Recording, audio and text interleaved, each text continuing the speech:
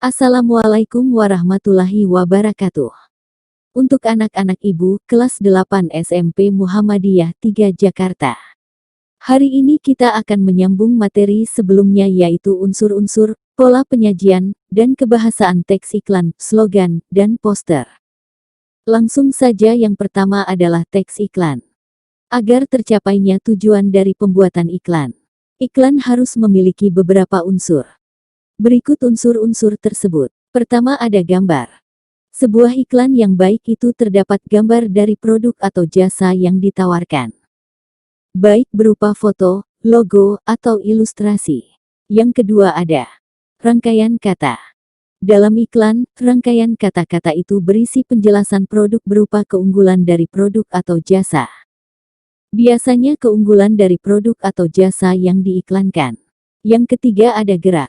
Iklan yang disampaikan di media massa terutama di televisi haruslah bergerak, agar iklan lebih menarik dan para konsumen tertarik pada produk atau jasa yang diiklankan.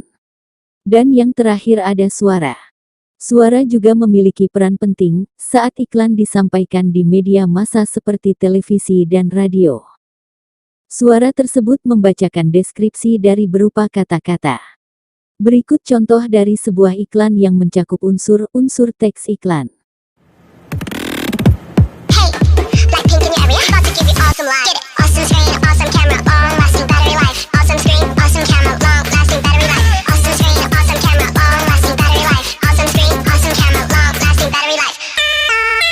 Lasting battery life. Awesome screen, awesome camera, long-lasting battery life. Awesome screen, awesome camera, awesome screen, awesome camera, awesome screen, awesome camera, awesome screen, awesome camera, awesome camera, awesome screen, awesome camera, awesome screen, awesome camera, long-lasting battery life.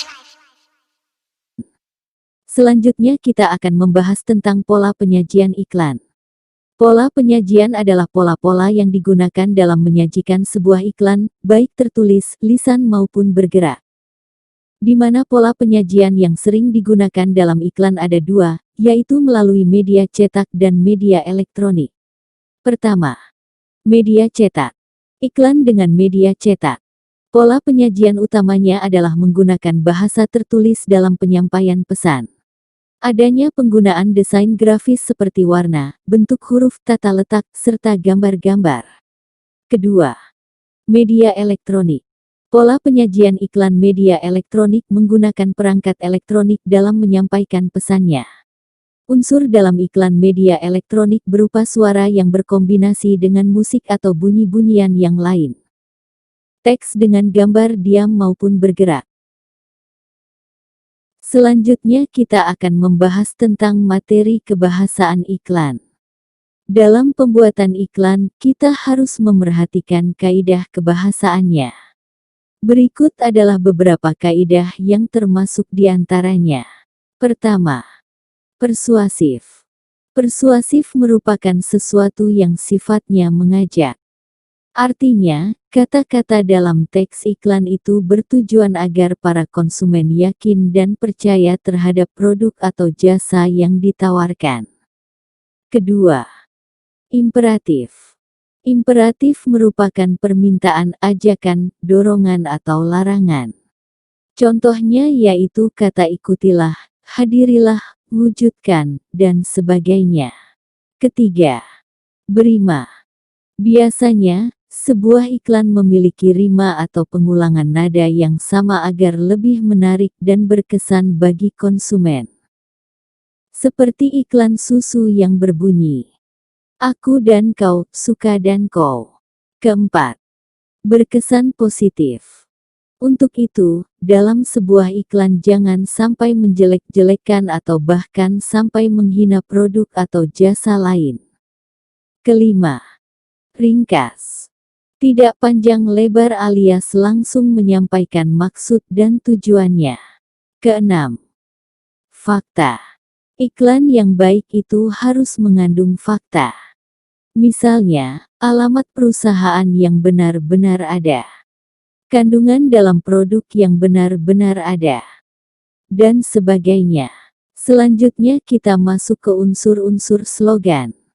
Di dalam slogan sendiri terdapat 3 unsur penting, yaitu terdiri dari 3 hingga 10 kata saling berhubungan yang dirangkai dalam sebuah kalimat. Selanjutnya terdapat gaya bahasa persuasif yang digunakan untuk menarik pembaca. Dan yang terakhir yaitu adanya tujuan yang jelas dari slogan tersebut. Untuk pola penyajian, teks slogan selalu menyajikan kalimat yang ringkas dan padat. Kalimatnya yang menarik, mencolok dan mudah diingat oleh publik. Namun, ada juga slogan yang menggabungkan antar kalimat dengan perpaduan gambar. Dari segi kebahasaan, agar dapat membedakan slogan, poster atau iklan, ada ciri kebahasaan yang jadi penandanya. Untuk slogan memiliki 3 ciri yang sangat jelas. Pertama, persuasif. Dalam sebuah slogan biasanya digunakan kalimat ajakan untuk orang lain ikut dalam tujuan slogan tersebut. Baik itu ikut melakukan sesuatu, menghindari sesuatu, atau membeli sesuatu. Contohnya, mari selamatkan bumi. Kedua, komunikatif. Inilah kenapa teks slogan biasanya sangat mudah dipahami oleh siapa saja, baik dari anak kecil hingga orang dewasa. Contohnya, cegah malas dengan belajar. Dan yang ketiga adalah subjek orang pertama. Untuk lebih mendekatkan diri dengan pembaca, slogan biasanya menggunakan kata ganti orang pertama. Baik untuk kata ganti organisasi, orang, atau instansi manapun yang jadi pemilik slogan. Contohnya, kami ada untuk Anda. Materi berikutnya adalah teks poster. Dalam membuat poster akan tidak lengkap rasanya, tanpa mengetahui unsur-unsur apa saja yang harus terkandung dalam poster. Dalam contoh poster berikut kita akan mengetahui unsur-unsur yang terdapat dalam poster. Pertama, yaitu harus ada produk yang ditawarkan, baik barang maupun jasa. Yang kedua, memiliki sasaran yang jelas tentang produk dan jasa yang ditawarkan. Sasaran dapat ditujukan pada anak-anak, remaja, dewasa, maupun tua. Yang ketiga, harus ada yang bertanggung jawab terhadap poster yang ditampilkan. Yang keempat, bahasa yang digunakan dalam poster harus menarik dan jelas. Warna dan pemilihan jenis huruf yang digunakan dalam poster perlu diperhatikan, sebab menjadi salah satu daya tarik bagi pembaca. Selain itu, hal yang harus diperhatikan yang lain, yaitu cara meletakkan tulisan dalam poster. Kelima yaitu memiliki batasan waktu agar pembaca dapat mengetahui kapan pembaca tersebut dapat memperoleh barang atau jasa tersebut. Keenam, memiliki slogan produk untuk menarik pembaca dan sebagai jaminan yang diperoleh konsumen, jika membeli maupun memanfaatkan barang atau jasa di poster tersebut. Ketujuh, perlu adanya logo dan nama perusahaan, sehingga jelas siapa yang menghasilkan produk barang maupun jasa tersebut dan dapat meningkatkan kepercayaan pembaca. Dan yang terakhir, harus terdapat foto dari produk baik barang maupun jasa, harus ditampilkan dalam poster. Tujuannya untuk menunjukkan penampilan produk yang ditawarkan di dalam pola penyajian poster. Entah itu poster yang ditampilkan dalam radio maupun televisi, perlu diberikan tampilan dialog dan gerakan hidup atau dinamakan dengan animasi. Untuk menambah daya tarik, perlu ditambahkan pula musik. Pengaruh yang diberikan poster bergantung pada kondisi lingkungan yang berada di sekitar poster. Dalam artian kondisi pembaca, di mana poster tersebut disebarkan.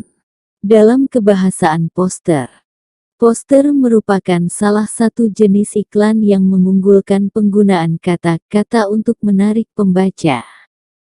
Kata-kata menjadi kekuatan utama dalam poster. Kata-kata yang disampaikan dalam poster perlu disampaikan secara sederhana. Kemudian bersifat deskriptif. Yang dimaksudkan deskriptif di sini yaitu memberikan suatu gambaran pada pembaca maupun pendengar.